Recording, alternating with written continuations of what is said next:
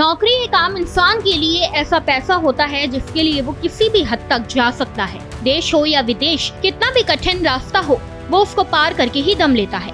लेकिन कभी कभी वही आदमी ऐसी जगह पर जाकर फंस जाता है जहाँ से निकलना उसके लिए काफी मुश्किल हो जाता है। जी हाँ, कुछ ऐसा ही वाक्य हुआ है 125 भारतीयों के साथ। तो आइए बताते हैं आपको इस वीडियो के जरिए इस खबर को विस्तार से। भारत कल यानी 19 नवंबर को म्यांमार के मायावादी के एक स्कैम सेंटर से फंसे भारतीयों को रिहा करवाने के बाद IAF के स्पेशल विमान के जरिए अपने 125 नागरिकों को लेकर थाईलैंड से वापस लाया है। इस ऑपरेशन के बाद से देखा जाए तो मार्च से लेकर पिछले 9 महीने में स्कैम सेंटर से रिहा हुए कुल 1500 भारतीय नागरिकों को थाईलैंड के जरिए भारत वापस लाया गया है। ये लोग नौकरी के चक्कर में वहां गए और रिक्रूटिंग एजेंट के झांसे में फंस गए। बैंकॉक स्थित भारतीय दूतावास ने बताया कि म्यांमार से रिहा हुए भारतीय लोगों को बैंकॉक के जरिए स्वदेश लाया गया है। दूतावास ने सोशल मीडिया प्लेटफॉर्म एक्स पर अपने पोस्ट में कहा, आज म्यांमार के मायावादी में स्कैम सेंटर से रिहा हुए 125 भारतीय नागरिकों को इंडियन एयरफोर्स की एक स्पेशल फ्लाइट के जरिए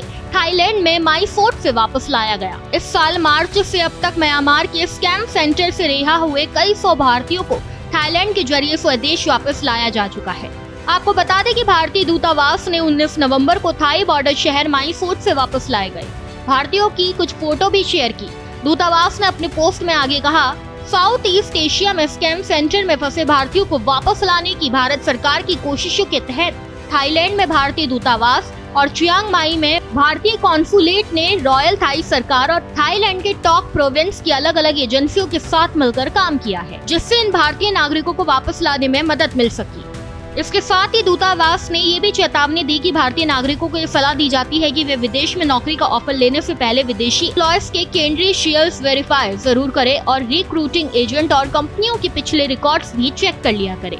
आपकी जानकारी के लिए बता दें कि भारतीय पासपोर्ट होल्डर्स के लिए थाईलैंड में वीजा फ्री एंट्री सिर्फ टूरिज्म और छोटे बिजनेस के लिए है और इसका थाईलैंड में किसी भी तरह की नौकरी करने के लिए गलत इस्तेमाल नहीं किया जाना चाहिए। भारत इससे पहले 6 नवंबर को अपने 270 नागरिकों को 2 मिलिट्री ट्रांसपोर्ट एयरक्राफ्ट के जरिए थाईलैंड से लेकर वापस लाया था। ये लोग म्यांमार के एक बदनाम स्कैम सेंटर से जुड़े थे और जब यहाँ पर कार्रवाई की गई तो लोग भागकर थाईलैंड के माई फोर्ट चले गए थे। म्यांमार के शहर मायावादी में KK पार्क के साइबर क्राइम हब पर रेड के बाद पिछले महीने के आखिर में 28 देशों के 1500 लोग भागकर थाईलैंड आ गए थे, जिनमें करीब 500 भारतीय नागरिक भी शामिल थे। इस खबर पर आपकी क्या राय है, हमें कमेंट बॉक्स में जरूर शेयर करें। ऐसे ही देश दुनिया की तमाम खबरों के लिए देखते रहिए भारत एक्सप्रेस।